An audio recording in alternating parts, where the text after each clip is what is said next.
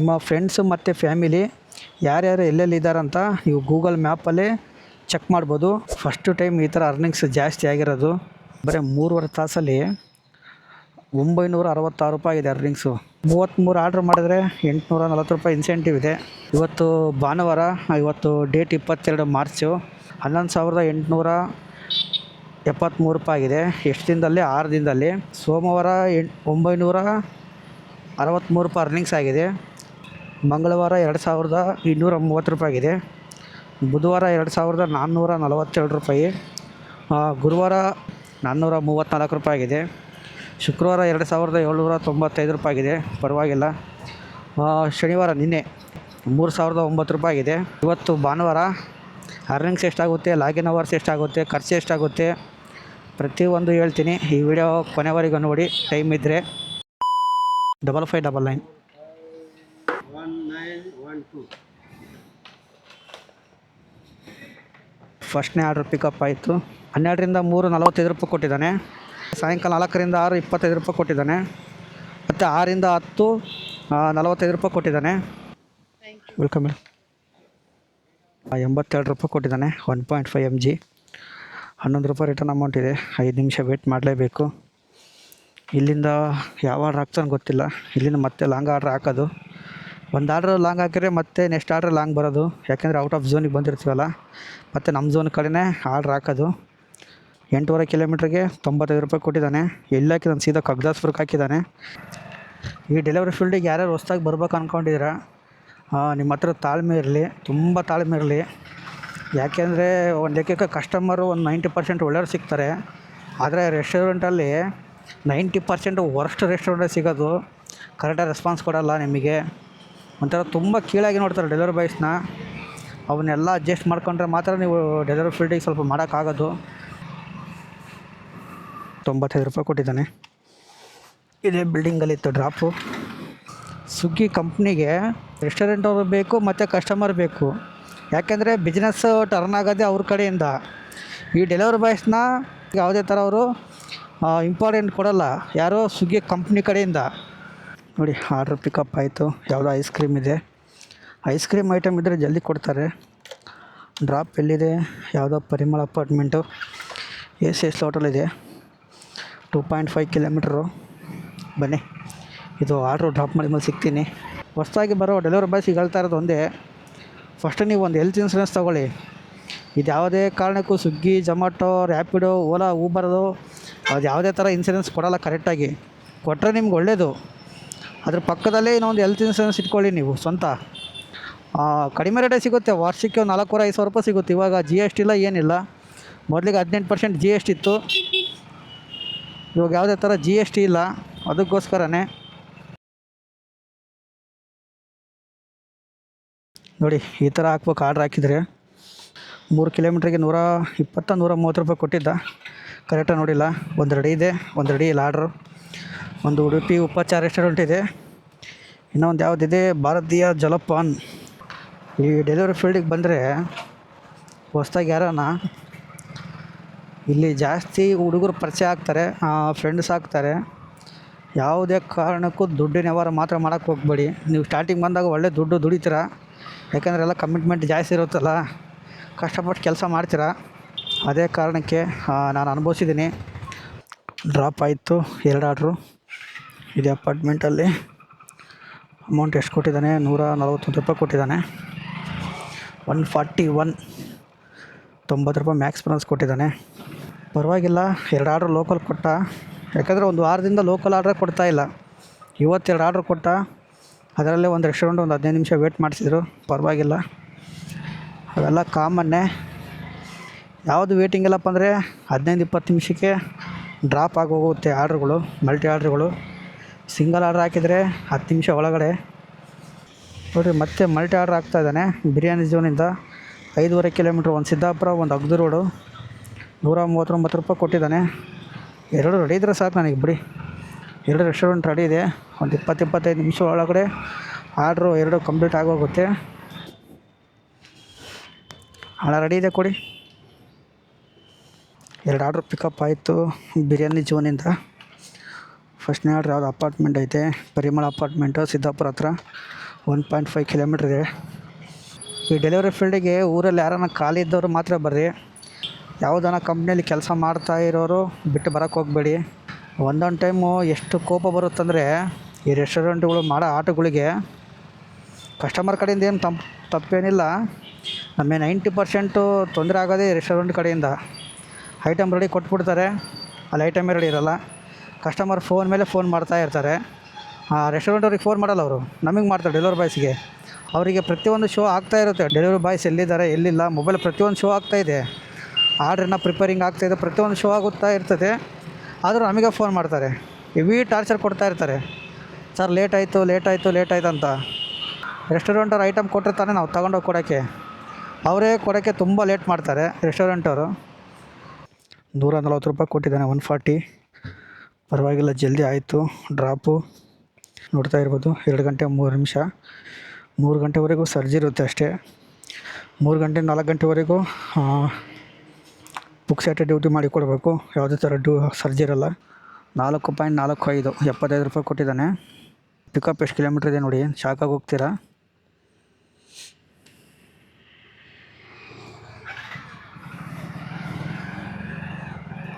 ನೋಡಿ ಅಗ್ದೂರು road white ಫೀಲ್ಡಲ್ಲಿದ್ದೀನಿ. ಎಲ್ಲಿಗೆ ಹಾಕಿದ್ದಾನೆ ಪಿಕಪ್ಪು, ಸೀದಾ ನಮ್ಮ ಸಿಗ್ನಲ್ ಹತ್ರಕ್ಕೆ ಹಾಕಿದ್ದಾನೆ ಪಿಕಪ್ಪು, ಕುಂದಳ್ಳಿ ಗೇಟ್ವರೆಗೂ. ನೆಟ್ವರ್ಕೇ ಬರ್ತಾಯಿಲ್ಲ. 3.9 4 ಕಿಲೋಮೀಟ್ರ್ ಪಿಕಪ್ ಹಾಕಿದ್ದಾನೆ. ಪರವಾಗಿಲ್ಲ, ಫುಡ್ ರೆಡಿ ಕೂಡ ಇದೆ. ಡ್ರಾಪ್ ಕೂಡ ಹತ್ರನೇ ಇದೆ, ಡ್ರಾಪ್ ಏನು ದೂರ ಇಲ್ಲ. ರೆಸ್ಟೋರೆಂಟಲ್ಲಿ ಜಗಳ ಮಾತ್ರ ಆಡೋಕ್ಕೆ ಹೋಗಬೇಡಿ, ಯಾಕಂದರೆ ಅವತ್ತಿಂದು ನಿಮಗೆ ಲಾಸ್ ಆಗೋದು ಜಗಳ ಆಡಿದರೆ. ಯಾಕೆಂದರೆ ಅದರಿಂದ ಏನು ಪ್ರಯೋಜನ ಇಲ್ಲ. ಕಸ್ಟಮರ್ ಕೇರ್ ನಮಗೆ ಸಪೋರ್ಟ್ ಮಾಡಲ್ಲ. ಅವ್ರ ಐಟಮ್ ಕೊಟ್ಟಾಗೆ ತಗೊಂಡು ಹೋಗ್ರಿ ಆರಾಮಾಗಿ. ಏನು ಉಪಯೋಗ ಇಲ್ಲ ಜಗಳ ಆಡಿದರೆ. ಅವತ್ತು ಮೂಡ್ ಆಫ್ ಆಗಿ ಮತ್ತೆ ಡ್ಯೂಟಿ ಆಫ್ ಮಾಡೋ ಮೂಮೆಂಟ್ ಬರುತ್ತೆ. ಯಾಕಂದರೆ ಟೆನ್ಷನ್ನು ಹೆವಿ ಆಗ್ಬಿಟ್ರೆ ಡ್ಯೂಟಿ ಬೇಡ ಏನು ಬೇಡ ಅನಿಸ್ಬಿಡ್ತದೆ, ಅಷ್ಟು ತಲೆನೋವು ಬರುತ್ತೆ.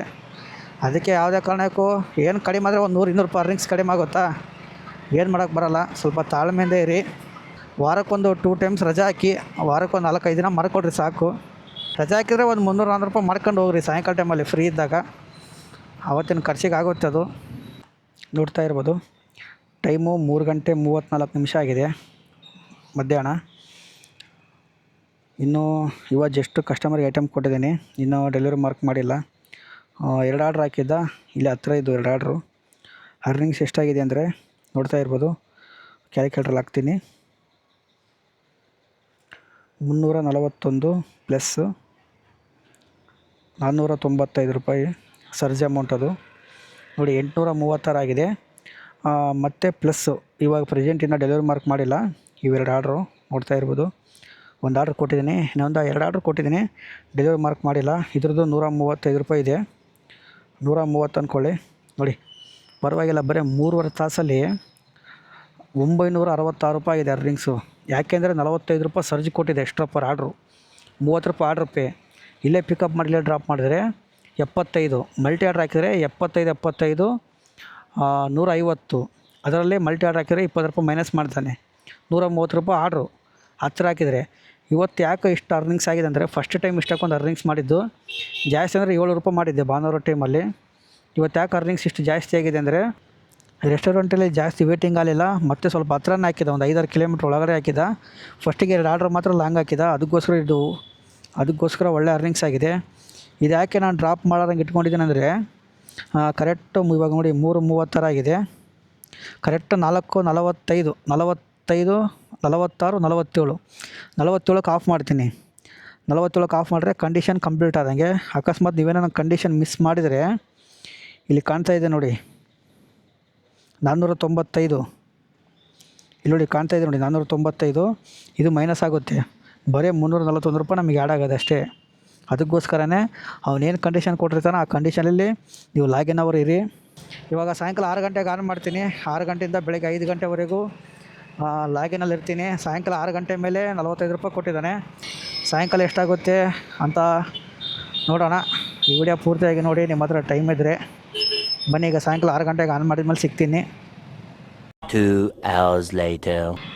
6 ಗಂಟೆ 9 ನಿಮಿಷ ಆಗಿದೆ. ಸಾಯಂಕಾಲ 6 ಗಂಟೆಗೆ ಆನ್ ಮಾಡಿದ್ದೀನಿ. ಇನ್ನೂ ಒಂದು ಆರ್ಡ್ರ್ ಕೊಡ್ತಾಯಿಲ್ಲ. ಭಾನುವಾರ ಬೆಳಗ್ಗೆ ಆರ್ಡ್ರ್ ಇರಲ್ಲ. 6 ಗಂಟೆಯಿಂದ ಒಂದು 8 ಗಂಟೆವರೆಗೂ. ಮತ್ತು ಸಾಯಂಕಾಲ 6 ಗಂಟೆಯಿಂದ 4 ಗಂಟೆಯಿಂದ ಒಂದು 6:30 7 ಗಂಟೆವರೆಗೂ ಆರ್ಡ್ರ್ ಸ್ವಲ್ಪ ಸ್ಲೋ. ನೈಟು ಮತ್ತೆ 12 ಗಂಟೆ ಮೇಲೆ ತುಂಬ ಸ್ಲೋ. 1 ಅವರಿಗೆ ಒಂದೇ ಆರ್ಡ್ರ್ ಕೊಡೋದು ನೈಟು. ಇಷ್ಟಕ್ಕೊಂದು ಐಟಮ್ ಬುಕ್ ಮಾಡಿದ್ದಾರೆ. Thank you sir. Thank you. Welcome sir. Drop ಆಯಿತು ಫಸ್ಟ್ ಆರ್ಡ್ರು. ಅಮೌಂಟ್ ಎಷ್ಟು ಕೊಟ್ಟಿದ್ದಾನೆ? 86 ರೂಪಾಯಿ ಕೊಟ್ಟಿದ್ದಾನೆ. 13 ರೂಪಾಯಿ ರಿಟರ್ನ್ ಅಮೌಂಟ್ ಇದೆ. 5 ನಿಮಿಷ ವೇಟ್ ಮಾಡಲೇಬೇಕು. ನೋಡಿ ಟೈಮು 6:46 ಆಗಿದೆ. ಇನ್ನೂ ಜಸ್ಟ್ ಒಂದು ಆರ್ಡ್ರ್ ಆಯಿತು ಅಷ್ಟೇ. ಟೈಮು ನೈಟು 11 ಗಂಟೆ 54 ನಿಮಿಷ ಆಗಿದೆ. ಜಸ್ಟು 11:50ಕ್ಕೆ ಡ್ಯೂಟಿ ಆಫ್ ಮಾಡಿದೆ. 11 ಗಂಟೆಯಿಂದ 2 ಗಂಟೆವರೆಗೂ 29 ನಿಮಿಷ ರೆಸ್ಟ್ ತೊಗೊಬೋದು 4 ಅವರಲ್ಲಿ. ಅರ್ನಿಂಗ್ಸ್ ಎಷ್ಟಾಗಿದೆ ಅಂದರೆ 1840 ರೂಪಾಯಿ ಅರ್ನಿಂಗ್ಸ್ ಆಗಿದೆ. ಪರವಾಗಿಲ್ಲ. ಆರ್ಡ್ರು 28.5 ಆಗಿದೆ. ಇಲ್ಲಿ 29.5 ತೋರಿಸ್ತಾ ಇದೆ. ಒಂದು ಆರ್ಡ್ರು ರಿಟರ್ನ್ ಅಮೌಂಟ್ ಬಂದಿರೋದು 28.5 ಆಗಿದೆ. ಈಗ 12 ಗಂಟೆಗೆ ಆನ್ ಮಾಡ್ತೀನಿ. 12 ಗಂಟೆಯಿಂದ ಬೆಳಗ್ಗೆ 5 ಗಂಟೆವರೆಗೂ ಕಂಪಲ್ಸರಿ ಲಾಗಿನ್ ಇರಲೇಬೇಕು. ನಿಮ್ಮ ಫ್ರೆಂಡ್ಸು ಮತ್ತು ಫ್ಯಾಮಿಲಿ ಯಾರ್ಯಾರು ಎಲ್ಲೆಲ್ಲಿದ್ದಾರಂತ ನೀವು ಗೂಗಲ್ ಮ್ಯಾಪಲ್ಲೇ ಚೆಕ್ ಮಾಡ್ಬೋದು. ಅದು ಯಾವ ಥರ ಅಂತ ನಿಮಗೆ ತಿಳಿಸಿಕೊಡ್ತೀನಿ ನೋಡಿ. ಗೂಗಲ್ ಮ್ಯಾಪ್ ಓಪನ್ ಮಾಡ್ಕೊಳ್ಳಿ. ಮೇಲುಗಡೆ ನೋಡಿ ನಿಮ್ಮ ಪ್ರೊಫೈಲಲ್ಲಿ ಓಪನ್ ಮಾಡ್ಕೊಳ್ರಿ.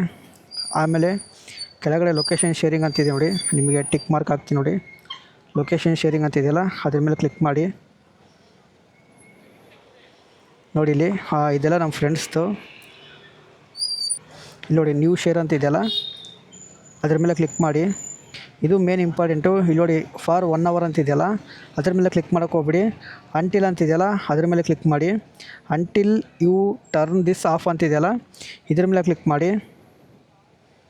ಇದ್ರ ಮೇಲೆ ಕ್ಲಿಕ್ ಮಾಡಿ. ನೋಡಿ ನಿಮಗೆ ಅವ್ರ ಮೊಬೈಲ್ ನಂಬರು ಪ್ರತಿಯೊಂದು ಶೋ ಆಗುತ್ತೆ. ಇಲ್ಲಿ 3 ಅಂತಿದೆಯಲ್ಲ ಅದ್ರ ಮೇಲೆ ಕ್ಲಿಕ್ ಮಾಡಿದ್ರೆ ಪ್ರತಿಯೊಂದು ಶೋ ಆಗುತ್ತೆ. ಅವ್ರಿಗೆ ಕ್ಲಿಕ್ ಮಾಡಿ ನೀವು ಮೆಸೇಜ್ ಸೆಂಡ್ ಮಾಡಿದರೆ ಅವ್ರಿಗೆ ಒಂದು ಲಿಂಕ್ ಹೋಗುತ್ತೆ. ಅವರು ಕೂಡ ಇದೇ ಥರ ಅಂಟಿಲ್ ಅಂತ ಆಪ್ಷನ್ ಬರುತ್ತೆ, ಅದ್ರ ಮೇಲೆ ಕ್ಲಿಕ್ ಮಾಡಿ ಓಕೆ ಅಂತ ಕೊಟ್ಟರೆ ಮತ್ತು ನಿಮ್ಮ ಪ್ರೊಫೈಲ್ ಬರೀ ಯಾವ ಲೊಕೇಶನ್ ಶೇರಿಂಗಲ್ಲಿ ಹೋಗಿ ಅವಾಗ ಇಲ್ಲಿ ಶೋ ಆಗುತ್ತೆ ಅವರು ಮೊಬೈಲಲ್ಲಿ ಎಷ್ಟು ಚಾರ್ಜಿಂಗ್ ಇದೆ. ಮತ್ತು ನೋಡಿ ಇಲ್ಲಿ 46% ಅಂತ ತೋರಿಸ್ತಾ ಇದೆ. ಮತ್ತು ಅವ್ರು ಡೈರೆಕ್ಷನ್ನು ತೋರಿಸ್ತಾ ಇದೆ. ಡೈರೆಕ್ಷನ್ ಮೇಲೆ ಕ್ಲಿಕ್ ಮಾಡಿದರೆ ನೋಡಿ ಆ ಡೈರೆಕ್ಷನಿಗೆ ಕರ್ಕೊಂಡು ಹೋಗುತ್ತೆ. ಇದು ನಮ್ಮ ಡೆಲಿವರಿ ಬಾಯ್ಸಿಗೆ ಭಾಳ ಇಂಪಾರ್ಟೆಂಟು. ಇದಕ್ಕೆ 2 ರೂಲ್ಸ್ ಫಾಲೋ ಮಾಡಬೇಕು. ಒಂದು ಡಾಟಾ ಆನ್ ಆಗಿರಬೇಕು ಮತ್ತು ಲೊಕೇಶನ್ ಆನ್ ಆಗಿರಬೇಕು. ಹಂಗಿದ್ರೆ ನಿಮಗೆ 24 ಅವರ್ ಓಪನೇ ಇರುತ್ತೆ. ನೋಡಿ ಇದು ಲೊಕೇಶನ್ ಶೇರ್ ಮಾಡಿ 1.5 ವರ್ಷ 2 ವರ್ಷ ಆಯಿತು, ಇನ್ನೂವರೆಗೆ ಹಂಗೆ ಇದೆ. ಸ್ಟಾಪ್ ಆಗೋಕ್ಕೆ ಹೋಗಿಲ್ಲ. ಸ್ಟಾಪ್ ಆದರೂ ಕೂಡ ಮತ್ತೆ ಲೊಕೇಶನ್ನು ನೆಟ್ ಆನ್ ಮಾಡಿದರೆ ಸಾಕು ಆಟೋಮೆಟಿಕ್ಕು ಮತ್ತೆ ಓಪನ್ ಆಗುತ್ತೆ. ಇದನ್ನು ಸ್ವಲ್ಪ ಕರೆಕ್ಟಾಗಿ ಯೂಸ್ ಮಾಡ್ಕೊಳ್ರಿ. ನಮ್ಮ ಡೆಲಿವರಿ ಬಾಯ್ಸಿಗಳು ಭಾಳ ಇಂಪಾರ್ಟೆಂಟ್ ಇದು. ಬನ್ನಿ ಈಗ 12 ಗಂಟೆ ಮೇಲೆ ಆರ್ಡ್ರ್ ಬಂದಮೇಲೆ ಸಿಗ್ತೀನಿ. ಫಸ್ಟ್ನೇ ಆರ್ಡ್ರ್ ಬರ್ತಾಯಿದೆ ಚೌಮೇನಿಂದ. 12 ಗಂಟೆಯಿಂದ ಬೆಳಗ್ಗೆ 5:15ವರೆಗೂ 20 ರೂಪಾಯಿ ಎಕ್ಸ್ಟ್ರಾ ಪರ್ ಆರ್ಡ್ರ್ ಇದೆ. ಸರ್ಜು 5 ಗಂಟೆಗೆ ಕಂಡೀಷನ್ ಆಫ್ ಮಾಡ್ಬೋದು. 50 ರೂಪಾಯಿ ಕೊಟ್ಟಿದ್ದಾನೆ. ಇನ್ನೂ ಫುಡ್ ರೆಡಿ ಕೊಟ್ಟಿಲ್ಲ. A few moments later. Just drop ಮಾಡಿದೆ ಈ ಅಪಾರ್ಟ್ಮೆಂಟಲ್ಲಿ. ಟೈಮ್ ನೋಡ್ತಾ ಇರ್ಬೋದು, ಬೆಳಗ್ಗೆ 4:39 ಆಗಿದೆ. 5 ಗಂಟೆ 1 ನಿಮಿಷ 5 ಗಂಟೆ 2 ನಿಮಿಷಕ್ಕೆ ಡ್ಯೂಟಿ ಆಫ್ ಮಾಡ್ತೀನಿ. ನಿಮಗೆ ಸ್ಕ್ರೀನ್ ರೆಕಾರ್ಡ್ ಹಾಕ್ತೀನಿ ನೋಡಿ ಅರ್ನಿಂಗ್ಸ್ ಎಷ್ಟಾಗಿದೆ ಅಂತ. ಫಸ್ಟ್ ಟೈಮ್ ನನಗೆ ಇಷ್ಟಕ್ಕೊಂದು ಅರ್ನಿಂಗ್ಸ್ ಆಗಿದ್ದು ಇವತ್ತು ಭಾನುವಾರ. ಯಾವತ್ತು ಇಷ್ಟಕ್ಕೊಂದು ಅರ್ನಿಂಗ್ಸ್ ಆಗಿಲ್ಲ. ನೋಡಿ ಅರ್ನಿಂಗ್ಸ್ ಎಷ್ಟಾಗಿದೆ ಅಂದರೆ ನೀವೇ ಶಾಕ್ ಆಗೋಗ್ತೀರಾ. 39 ಆರ್ಡ್ರ್ ಮಾಡಿದ್ದೀನಿ ಇವತ್ತು. 2468 ರೂಪಾಯಿ ಅರ್ನಿಂಗ್ಸ್ ಆಗಿದೆ. ಇನ್ಸೆಂಟಿವ್ ಬಿಟ್ಟು ಇಲ್ಲಿ ಪಕ್ಕದಲ್ಲಿ 40 ಆರ್ಡ್ರ್ ಅಂತ ತೋರಿಸ್ತಾ ಇದೆ. ಅದು ಒಂದು ಆರ್ಡ್ರ್ ರಿಟರ್ನ್ ಅಮೌಂಟಿಗೆ 40 ಆರ್ಡ್ರ್ ಅಂತ ತೋರಿಸ್ತಾ ಇದೆ. ಕಂಪ್ಲೀಟ್ ಆಗಿರೋದು 39. ಲಾಗಿನ್ ಅವರ್ಸ್ ಎಷ್ಟಂದರೆ ಇಲ್ಲಿ 9.27 ಅಂತ ತೋರಿಸ್ತಾ ಇದೆ. 9.5 ತಾಸು ಇದು ಲಾಗಿನ್ ಅವರ್ಸ್ ಅಲ್ಲ. ಇದು ನೈಟ್ 12 ಗಂಟೆಗೆ ಸ್ಟಾಪ್ ಆಗೋಗುತ್ತೆ. ಇಲ್ಲಿ ನೋಡಿ, ಇಲ್ಲಿ ಕಾಣುತ್ತೆ ನೋಡಿ, ಪ್ರೀವಿಯಸ್ ವೀಕು ಸಂಡೇ 14 ಅವರು 7 ನಿಮಿಷ ಆಗಿದೆ. ಪ್ರತಿಯೊಂದು ಲಾಗಿನ್ ಅವರು ಇಲ್ಲಿ ನೋಡಿ, ಪ್ರತಿ ಲಾಗಿನ್ ಅವರು ಇಲ್ಲಿ ಶೋ ಆಗ್ತಾ ಇರುತ್ತೆ. ನಿನ್ನೆ 12 ಅವರು 43 ನಿಮಿಷ, ಮೊನ್ನೆ 13 ಅವರು 24 ನಿಮಿಷ, ಹಾಗೆ ಪ್ರತಿಯೊಂದು ಶೋ ಆಗ್ತಾ ಇರುತ್ತೆ ನೋಡಿ ನಿಮಗೆ. ಇಲ್ಲಿ ಟೋಟಲ್ಲು ಇನ್ಸೆಂಟಿವ್ ವಿತ್ ಅರ್ನಿಂಗ್ಸ್ ಎಷ್ಟಾಗಿದೆ ಅಂದರೆ ನಿಮಗೆ ಕ್ಯಾಲ್ಕುಲೇಟ್ರಲ್ಲಿ ಹಾಕ್ತೀನಿ ನೋಡಿ. 2468 ಪ್ಲಸ್ 840 ರೂಪಾಯಿ ಇನ್ಸೆಂಟಿವು. ಅದು ಬೆಳಗ್ಗೆ 6 ಗಂಟೆಗೆ ಹಂಗೆ ಕೌಂಟ್ ಆಗುತ್ತೆ. ಫಸ್ಟು ಟೈಮ್ನಾಗ ಇಷ್ಟಕ್ಕೊಂದು ಅರ್ನಿಂಗ್ಸ್ ಆಗಿದ್ದು ನಿನ್ನೆ 3000 ಆಗಿತ್ತು. ಇವತ್ತು 3308 ರೂಪಾಯಿ ಒಂದು ದಿನಕ್ಕೆ. ಹೈಯೆಸ್ಟ್ ಅರ್ನಿಂಗ್ಸ್ ಅಂದರೆ ಇದೆ ನನ್ನ ಸ್ವಿಗ್ಗಿಯಲ್ಲಿ. ಅದಕ್ಕೆ ನಾನು ಜಾಸ್ತಿ ಯಾವುದು ಮಾಡಿದ್ದಂಗಿಲ್ಲ. ಟೋಟಲ್ ಅರ್ನಿಂಗ್ಸ್ ಎಷ್ಟಾಗಿದೆ ಅಪ್ಪ ಅಂದರೆ ನಿಮಗೆ ತೋರಿಸ್ತೀನಿ ನೋಡಿ. 14,341 ರೂಪಾಯಿ ಅರ್ನಿಂಗ್ಸ್ ಆಗಿದೆ ಟೋಟಲ್ಲು. ಅದಕ್ಕೆ ಇನ್ಸೆಂಟಿವ್ ಒಂದು ಸ್ವಲ್ಪ ಸೇರಿಸ್ಬೇಕಾಗುತ್ತೆ. 14,341 ಪ್ಲಸ್ 840 ಇನ್ಸೆಂಟಿವು ನೋಡಿ. ಪರವಾಗಿಲ್ಲ. ಈ ವಾರ 15,181 ಕಂಪ್ಲೀಟ್ ಆಗಿದೆ. 7 ದಿನ ಕಂಟಿನ್ಯೂ ಮಾಡಿಲ್ಲ, 2 ದಿನ ಮಾತ್ರ ಸ್ವಲ್ಪ ನಾನು ಪಾರ್ಟ್ ಟೈಮ್ ಮಾಡಿದ್ದೆ. ಸೋಮವಾರ 900 ಮತ್ತು ಗುರುವಾರ ಎಷ್ಟು ಮಾಡಿದ್ದೆ, 400 ಚಿಲ್ಲರೆ ಮಾಡಿದ್ದೆ ಅಷ್ಟೇ. ವಾರಕ್ಕೊಂದು 4 ದಿನ 5 ದಿನ ಮಾಡ್ಕೊಳ್ಳಿ. ಕಂಟಿನ್ಯೂ ಮಾಡಿದ್ರೆ ಬಾಡಿ ಸಪೋರ್ಟ್ ಮಾಡಲ್ಲ. ಅದಕ್ಕೋಸ್ಕರ ನಾನು ಈ ಥರ ಮಾಡಿರೋದು. ಇದು ಕೂಡ ಜಾಸ್ತಿ ಆಯ್ತು. ನಾನು 11,000 12,000 ಮಾಡ್ತಾಯಿದ್ದೆ. ಇದು ಯಾವುದೋ ರಂಜಾನ್ ಹಬ್ಬ ಇತ್ತಲ್ಲ, ಅದಕ್ಕೋಸ್ಕರ 25-30 ರೂಪಾಯಿ ಸರ್ಜಿ ಕೊಡ್ತಾಯಿದ್ದ. ಆ ಥರ ಕೊಟ್ಟಾಗ ನಾನು ಯಾವತ್ತೂ ಮಿಸ್ ಮಾಡೋಕ್ಕೆ ಹೋಗಲ್ಲ. ಮೊದಲಿಗೆಲ್ಲ 7 ರೂಪಾಯಿ ಕೊಟ್ಟಿದ್ದಾಗೆ ಮಿಸ್ ಮಾಡಲ್ಲ. ಇವಾಗ 30-25 ರೂಪಾಯಿ ಕೊಟ್ಟರೆ ಮಿಸ್ ಮಾಡೋಕ್ಕೆ ಹೋಗಲ್ಲ ನಾನು. ಅದಕ್ಕೆ ಕಂಟಿನ್ಯೂ ಮಾಡಿದೆ, ಇಲ್ಲಾಂದರೆ ಮಾಡೋಕ್ಕೆ ಹೋಗ್ತಿದ್ದಿಲ್ಲ ನಾನು. ಇದರಲ್ಲಿ ಖರ್ಚು ಎಷ್ಟಪ್ಪ ಅಂದರೆ ಡೈಲಿ 350 ರೂಪಾಯಿ ಪೆಟ್ರೋಲ್ ಹಾಕ್ತೀನಿ. ಒಂದು ನಿಮಿಷ. ಡೈಲಿ 350 ಪೆಟ್ರೋಲು ಇಂಟು 5 ದಿನಕ್ಕೆ ಹಾಕ್ತೀನಿ. 1,750 ರೂಪಾಯಿ ಆಗಿದೆ. ಮತ್ತು 2 ಡೇಸ್ ಪಾರ್ಟ್ ಟೈಮ್ ಮಾಡಿದೆ. ಆ 2 ಡೇಸಿಗೆ ಒಂದು 300 ರೂಪಾಯಿ ಹಾಕ್ತೀನಿ, ಪ್ಲಸ್ 300 ರೂಪಾಯಿ.